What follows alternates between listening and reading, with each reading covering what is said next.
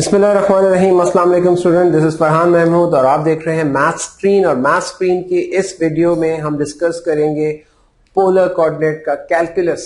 University level का calculus है। इससे प्रीवियस वीडियो में हमने उसके कुछ बेसिक्स, कुछ इनिशियल, कुछ फंडामेंटल सीखे थे। आज की वीडियो में हम उसको आगे बढ़ाएंगे। आपको याद होगा मैंने आपको बताया था कि यूनिवर्सिटी लेवल पे हम दो कैटेगरीज बनाएंगे। एक उन स्टूडेंट्स के लिए जो मैथ्स के बैकग्राउंड को लेकर आ रहे हैं और उनको आगे भी मैथ्स पढ़ना है, ठीक है, उनका मैथ्स थोड़ा डिफिकल्ट होगा।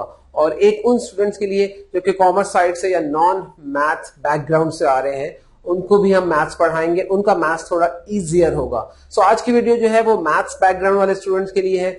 ये बेसिकली आपके बीएससी मैथ्स या फिर इस टाइप के जितने भी कोर्सेज होते हैं, बीएस डिफरेंट यूनिवर्सिटीज में, पाकिस्तान की डिफरेंट यूनिवर्सिटीज में जितने भी कोर्सेज होते हैं उसमें फर्स्ट सेमेस्टर में ये कैलकुलस पढ़ाया जाता है। प्रीवियस वीडियोस में हमने कार्टेशियन कोऑर्डिनेट सिस्टम और पोलर कोऑर्डिनेट सिस्टम को मर्ज किया था और उससे हमने 2-3 फॉर्मूलाज बनाए थे। आज की वीडियो में हम उसको आगे बढ़ाएंगे और हम देखेंगे कि पोलर कर्व क्या होता है। याद रखिए, हम क्या चीज देखेंगे कि पोलर कर्व क्या होता है और पोलर टेंजेंट क्या होता है and how to find the length of the polar tangent. So आइए देखते हैं, स्टार्ट करते हैं इसको। अगर आपको पिछली वीडियो का मैं थोड़ा सा रिकैप दे दूं तो आपको याद आ जाएगा कि हमने x की वैल्यू निकाली थी जब हमने मर्ज किया था कि x is equals to r cos theta and y is equals to r sin theta. और इस तरह से हमने एक और वैल्यू भी निकाली थी कि x square plus y square is equals to r square, जो हमारे पास इक्वेशन ऑफ सर्कल बन गई थी। और इन्हीं चीजों को लेकर के आगे हम अब यूज करेंगे कि पोलर कर्व की कुछ चीजें डिस्कस करेंगे। पोलर कर्व का टेंजेंट, उसका नॉर्मल और उनकी हम लेंथ निकालने की कोशिश करेंगे। और याद रखिए, हम फॉर्मूलाज को डिराइव करेंगे, क्योंकि मैंने पहले भी बताया था आपको प्रीवियस वीडियो में कि जिस लेवल पे आप मैथ्स पढ़ रहे हैं, फॉर्मूलाज को रटना नहीं चलेगा। यहाँ पे फॉर्मूलाज को डिराइव करना पड़ेगा ताकि डिफरेंट सिचुएशनल क्वेश्चन जो भी आते हैं उनको आप अच्छे तरीके से टैकल कर पाए। सो आइए स्टार्ट करते हैं। देखिए, यहां से हम स्टार्ट करते हैं स्टूडेंट। ये हमारे पास जो है वो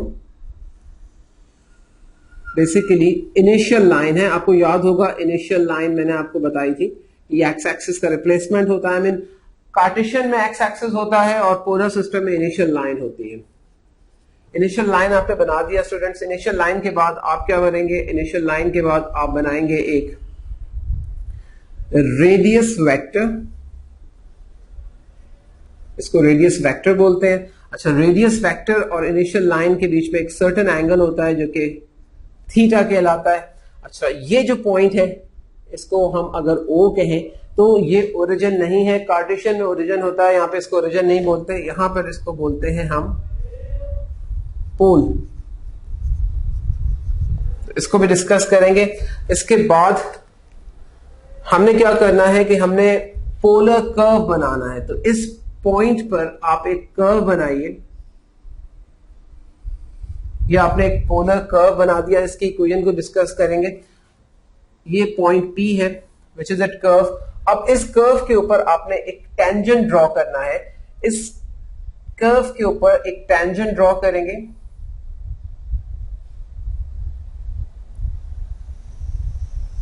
ये देखिए, ये एक टेंजेंट ड्रॉ हो गया जो कि कर्व को पॉइंट P पे कट कर रहा है। उसके बाद आप स्टूडेंट क्या करेंगे कि यहां पे ये आपके पास पोल है। पोल से आप 90 डिग्री पे, यानी पोल से आप एक परपेंडिकुलर लेकर आएंगे। अगर पोल से मैं परपेंडिकुलर लेकर आऊं तो वो इस तरह से बनेगा। आपने जहन में अपने क्या रखना है, ये पोल, ये रेडियस वेक्टर है और रेडियस वेक्टर के साथ मैंने एक परपेंडिकुलर बनाना है। रेडियस वेक्टर और ये रेडियस वेक्टर और ये परपेंडिकुलर मैंने ड्रॉ किया और ये परपेंडिकुलर पोल के ऊपर है, दोनों पोल के ऊपर है, यानी रेडियस वेक्टर भी और ये 90 डिग्री का एंगल बन रहा है। अगर मैं इस पोल को आगे की तरफ ले जाऊं तो जहां पर पोल और टेंजेंट मीट कर रहे हैं वो पॉइंट को हम बोल देते हैं T। अच्छा, ये पॉइंट था P। अब आप क्या करेंगे स्टूडेंट, आपके पास point O, point T, point P आ चुके हैं। अच्छा, अब आपको पता है कि नॉर्मल क्या होता है। मैं पहले आपको थोड़ा सा यहां पर नॉर्मल के बारे में बता दूं। देखिए, ये कर्व है, कर्व के ऊपर एक टेंजेंट है, ठीक है, जो सिंगल पॉइंट पे मीट कर रहा है। टेंजेंट और नॉर्मल परपेंडिकुलर होते हैं। याद रखिएगा, टेंजेंट और normal they are perpendicular to each other. हम अब यहां पे क्या करेंगे, अच्छा ये लाइन थोड़ी सी टिल्ट हो गई है, आप इसे ध्यान में रखिए कि आपने स्ट्रेट लेकर आना। हम यहां पे क्या करेंगे कि इस लाइन को प्रोड्यूस करते हैं आगे, और यहां से हम एक परपेंडिकुलर लाइन ड्रॉ करेंगे जो कि P के ऊपर मीट करेगा और टेंजेंट के साथ 90 डिग्री का एंगल बनाएगा। टेंजेंट आपके पास है PT, टेंजेंट के साथ ये लाइन 90 डिग्री का एंगल बना रहा है, यानी दो 90 डिग्री के एंगल बन गए। एक ये बन रहा है, ये कहां पे बन रहा है, याद रखिए ये बन रहा है आपके पास रेडियस वेक्टर से हमने परपेंडिकुलर ड्रॉ किया और उसको हमने फिर आगे ड्रॉ कर दिया जो कि PT यानी टेंजेंट के ऊपर आ रहा है। अब मैं इसकी थोड़ी सी लेबलिंग कर दूं ताकि आपको इसको समझने में आसानी हो। ये हमारे पास क्या चीज है, ये हमारे पास है पोलर टेंजेंट, ठीक है स्टूडेंट्स। अच्छा ये आपके पास क्या चीज है, ये आपके पास है पोलर नॉर्मल, ओके। ये आपके पास रेडियस फैक्टर है जो मैं पहले ही मेंशन कर चुका हूं, ये आपके पास पोल है, ठीक है। ये स्ट्रेट लाइन आ रहा है, कंटिन्यूएशन है, इसको कोई भी नाम दे दें, आप इसको एन का नाम दे सकते हैं। तो अब यहां पे हमारे पास दो ट्राइंगल भी बन गई है, एक ट्राइंगल है NPO और एक ट्राइंगल है OPT, ये दो ट्राइंगल्स बन गई है। अच्छा अब यहां पर इसको इसी चीज को हम आगे बढ़ाते हैं। ये देखिए स्टूडेंट, ये हमारे पास रेडियस वेक्टर और टेंजेंट के बीच में एक स्पेसिफिक एंगल बन रहा है। इस एंगल को आप कोई भी नाम दे सकते हैं। इस एंगल को अगर हम 5 डिग्रीज का नाम दे दें, ठीक है। ये देखिए पूरा 90 डिग्रीज नहीं है, ये रेडियस वेक्टर और टेंजेंट के बीच में जो एंगल है वो 5 डिग्रीज का है।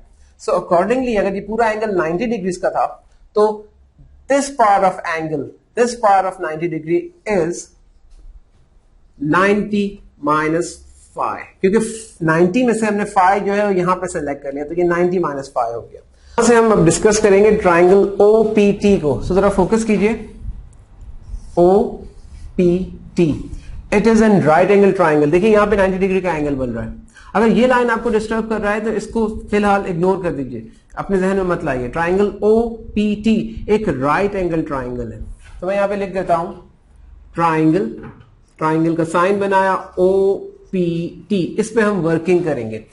And before we start working एक चीज मैं आपको और बताता चलूं, वो ये है स्टूडेंट कि हमारे पास एक फॉर्मूला है tan phi is equals to r d theta upon dr।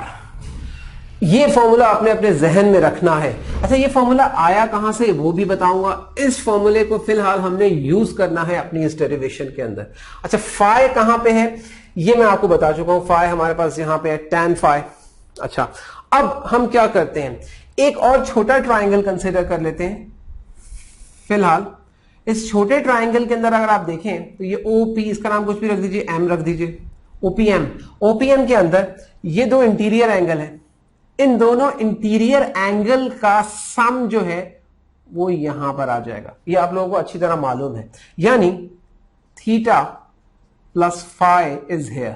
ये चीज क्लियर हो गई। क्यों निकाला, ताकि हम इस ट्राइंगल का ये एंगल निकाल सके, ठीक है। फिर हमें यूज करना पड़ेगा, मतलब आगे हमें इस ट्राइंगल का एंगल हम 180 में से सब्ट्रैक्ट करके भी निकाल सकते थे, लेकिन हमें ये चीज क्लियर हो गई कि हमने एक आइडेंटिटी यूज कर ली, हमने एक फॉर्मूला, एक कॉन्सेप्ट यूज किया जो हमने प्रीवियस ग्रेड में पहले भी किया हुआ है। अच्छा tan phi is equals to r d theta upon dr, ये फॉर्मूला याद रखिए। ये d थीटा अपॉन dr क्या चीज है, रेट ऑफ चेंज आप पढ़ चुके हैं, ठीक है। d थीटा अपॉन dr का मतलब स्लाइड चेंज, यानी एंगल के अंदर स्लाइड सा चेंज आएगा, वो हम डिस्कस करते हैं बाद में। अब देखिए टेंजेंट क्या है हमारे पास यहां पर, गौर से देखिए टेंजेंट क्या है। टेंजेंट है, अगर मैं ट्राइंगल OPT ट्राइंगल यहां पे दोबारा से बना लूं,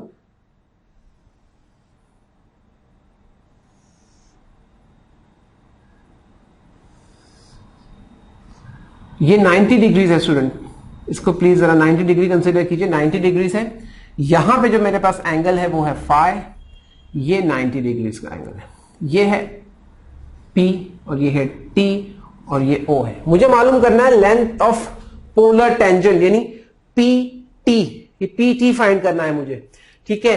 अब यहां पे अगर ये 90 डिग्रीज है तो ये आपके पास क्या होगा, ये आपके पास है हाइपोटेनस, ठीक है। ये आपके पास अगर हम इस एंगल फाई को ले रहे हैं तो ये आपके पास है एडजेसेंट, ठीक है, जिसको आप बेस भी कह सकते हैं, ठीक है, और ये परपेंडिकुलर हो जाएगा।